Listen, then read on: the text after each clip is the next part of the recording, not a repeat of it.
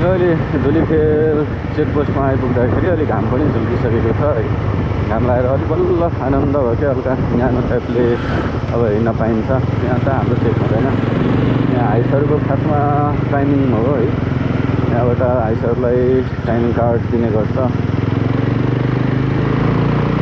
बाइकहरू अब निस्किन्छौँ।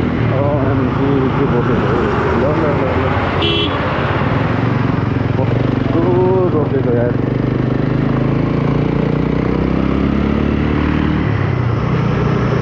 अलि अगाडि रोक्नु पर्छ, यही हो क्या।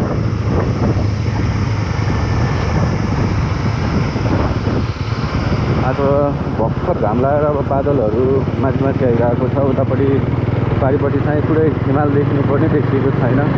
क्लाउडी छ मौसम, सो हिमालै देखिएन आज। नत्र यो बाटो हिँड्दाखेरि यहाँदेखि लिएर उता परसम्म हिमाल देख्ने ठाउँ हो क्या।